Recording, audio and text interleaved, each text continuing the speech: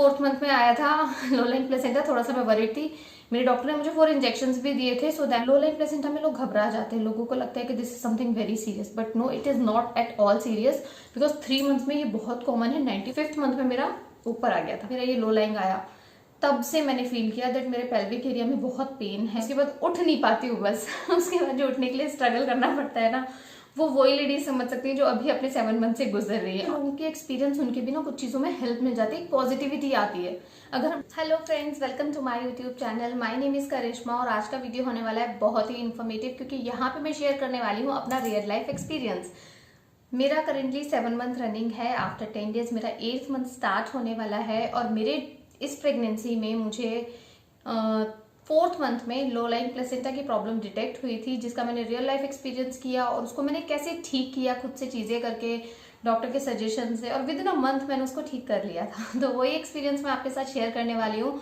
तो अगर आप लोग भी सेम प्रॉब्लम से गुजर रहे हैं तो प्लीज डोंट गेट स्केयर्ड। बहुत ही कॉमन प्रॉब्लम है आज के टाइम में ये, और 95% केसेस में वो ऑटोमेटिक ठीक हो जाती है थोड़े से प्रिकॉशंस के साथ। तो बिना देरी किए वीडियो को स्टार्ट करते हैं। तो सबसे पहली चीज, लो लाइन प्लेसेंटा होता क्या? प्लेसेंटा की 4 पोजीशंस होते हैं, ठीक है। वो आपके सामने की तरफ भी हो सकता है, लाइक एंटीरियर, पीछे की तरफ भी हो सकता है, पोस्टीरियर, साइड्स में, और लाइक लो लाइन। तो लो लाइन मतलब नीचे की तरफ होना, उसे लो लाइन कहा जाता है। किन केसेस में ये ज्यादा होता है? जो कॉमनली देखने को मिलता है वो 4 केसेस हैं। पहला, अगर आपकी एज 30-32 से अबव है। दूसरा, अगर आपका पहला जो है बेबी सी सेक्शन के थ्रू हुआ है।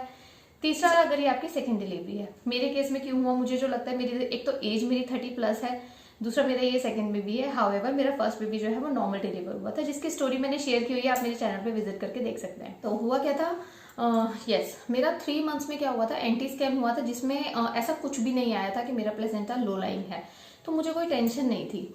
लेकिन मेरे को 3rd मंथ से ही spotting, bleeding and brown discharge का इशू बहुत ज्यादा हो गया था, और मेरी डॉक्टर भी ये समझने में लाइक असफल थी कि ये हो क्यों रहा है। बिकॉज जनरली अगर आपका लो लाइन प्लेसेंटा होता है तो आपको स्पॉटिंग के, ब्लीडिंग के चांसेस होते हैं, दैट इज वेरी नॉर्मल। लेकिन मेरे केस में जो एंटी स्कैन हुआ था वहां एंटीरियर पोजीशन शो कर रहा है। मैं आपको यहाँ पर रिपोर्ट दिखाऊंगी, आप जरूर से चेक कीजिएगा। क्लियरली एंटीरियर था। समहाउ जब पूरा 1 महीना बीत गया, doctors are unable to understand कि भाई क्यों हो रही है ब्लीडिंग। तो 4th मंथ में उन्होंने मुझे एक ऐसे ही लाइक वेल बीइंग के लिए स्कैन करने के लिए बोला। Then I got to know कि मेरा प्लेसेंटा लो लाइन है, जिसकी वजह से मुझे स्पॉटिंग हो रही थी। एक और चीज, लो लाइन प्लेसेंटा होने से क्या क्या प्रॉब्लम्स हो सकती हैं। पहली चीज, स्पॉटिंग हो सकती है, ब्लीडिंग हो सकती है, discharge, and the last thing is like your abdominal pain. थोड़ा सा आपके लोअर एब्डोमेन में पेन रह सकता है। तो ये सारे साइन है लो लाइन प्लेसेंटा के। ये भी 2 तरीके का होता है। एक होता है प्लेसेंटा प्रेविया।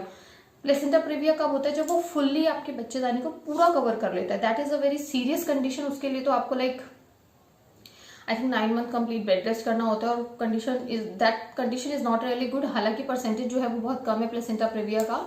जनरली जो होता है वो लो लाइन ही रहता है। लो लाइन मीन्स कि पूरा कवर्ड नहीं रहता, नीचे की तरफ होता है, बट वो धीरे धीरे जैसे जैसे आपका यूट्रस बड़ा होता है ऑटोमेटिक ऊपर चला जाता है। थोड़े से प्रिकॉशंस लेने पड़ते हैं, मैंने भी लिए थे, और वो क्या प्रिकॉशंस थे वो मैं आपसे शेयर करने वाली हूँ।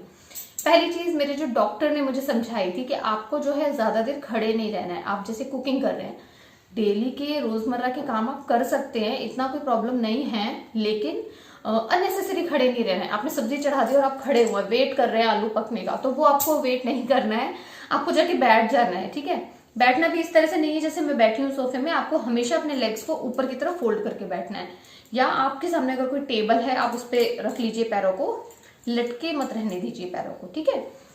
खड़ा होना इसलिए मना किया जाता है क्योंकि ग्रेविटी नीचे की तरफ होती है। आप किसी चीज को ऊपर ले जाने की कोशिश कर रहे हो तो आपको उसके अपोजिट डायरेक्शन में खड़ा होना पड़ेगा। अब ऑब्वियसली आप सर के बल तो खड़े नहीं हो सकते हैं, तो हम उसको लेट के ठीक करते हैं। ज्यादा से ज्यादा लेटना आपको अच्छा देगा, और वो भी अगर पॉसिबल हो तो अपने थाइस के नीचे 2 कुशंस रखिए, जिससे कि आपका जो स्लोप है वो इस तरह से बने।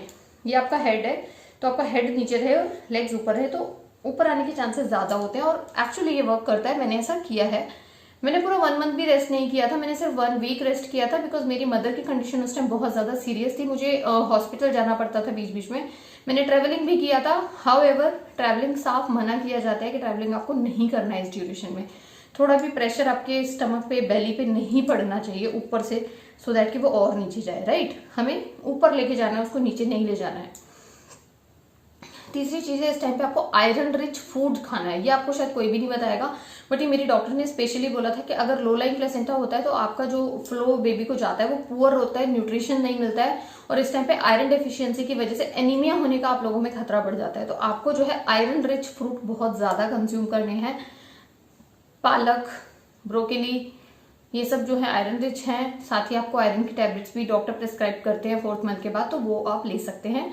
डाइट का स्पेशल ध्यान रखना है आपको, ताकि आपको ज्यादा से ज्यादा न्यूट्रिशन मिले और उस टाइम पे बेबी में कहीं पे भी न्यूट्रिशन लैक ना करे, राइट।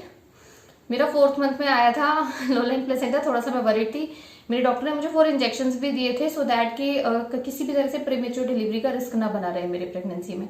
वो काफी पेनफुल थे, हालांकि मैंने लिए हैं, वो 3 इंजेक्शन लिए थे, चौथा मैं ले ही नहीं पाई थी, तो वो काफी पेनफुल था, तो वो आपको ध्यान रखना है। इसके अलावा लो लाइंग प्लेसेंटा में लोग घबरा जाते हैं, लोगों को लगता है कि this is something very serious, but no, it is not at all serious, because 3 months में ये बहुत कॉमन है। 90% लोगों में 3rd मंथ तक लो लाइंग ही रहता है, बिकॉज वो डेवलप हो रहा होता है।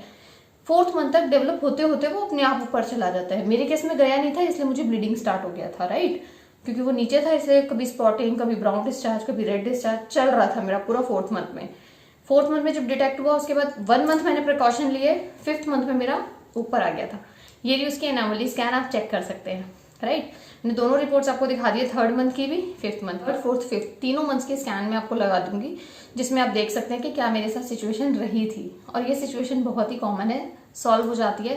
स्ट्रेस मत लीजिए, जितनी भी प्रेग्नेंट लेडीज है, मैं सबको यही बोलूंगी कि अपनी प्रेगनेंसी को हमेशा हंसते हुए इंजॉय कीजिए। लाइक ये टाइम वैसे भी दोबारा नहीं आने वाला होता है। हार्डली आजकल 1 या 2 बेबी हम लोग करते हैं, और उसको भी अगर इस तरह से स्ट्रेस में बिता देंगे तो क्या फायदा।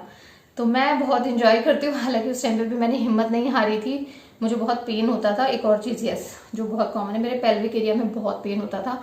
I can not even stand properly, I can not even walk properly, बहुत दिक्कत होती थी मुझे चलने में, खड़े होने में, एकदम भारीपन। मतलब ये सिचुएशन मैंने अपनी फर्स्ट प्रेगनेंसी में बिल्कुल भी फील नहीं किया था, क्योंकि मेरा फर्स्ट प्रेगनेंसी में लो लाइन था ही नहीं, not even in the first 3 months. मेरा शुरू से इंटीरियर था, तो मुझे कभी कोई दिक्कत आई नहीं इस तरह की मेरे फर्स्ट प्रेगनेंसी में। बट इस प्रेगनेंसी में जहां पे मेरा ये लो लाइंग आया, तब से मैंने फील किया दैट मेरे पेल्विक एरिया में बहुत पेन है, मैं चल भी नहीं पाती हूँ, कुछ भी नहीं कर, मतलब जो पेन आपको 7 मंथ्स में होते हैं बैक में और लोअर एब्डोमेन में और नीचे की तरफ, वो सब मुझे 4th मंथ से स्टार्ट हो गए थे।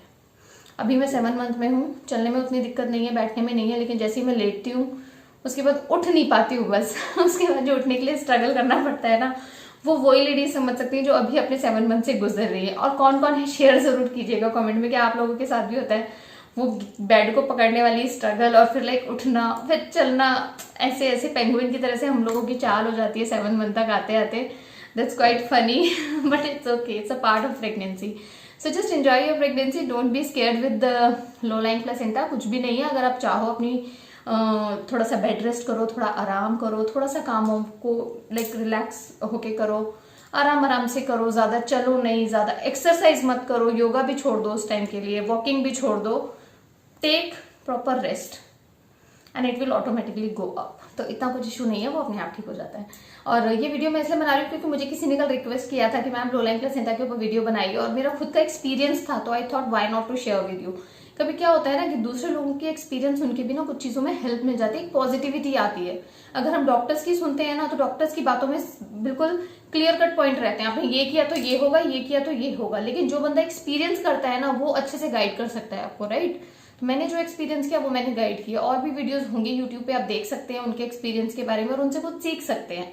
इन वीडियोस को बनाने का मकसद सिर्फ यही है और कुछ भी नहीं है।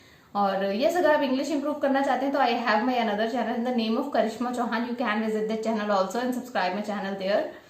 And thank you so much for watching this video. If you find this video helpful, then please subscribe this channel also and press the bell icon so that you will get the notification of my next video. And क्योंकि मेरी pregnancy journey अभी चल रही है और मैं इससे related छोटी छोटी चीजें मैं आप लोगों के साथ शेयर करती रहूंगी, तो सब्सक्राइब कर दीजिएगा। Thank you so much for watching, bye bye.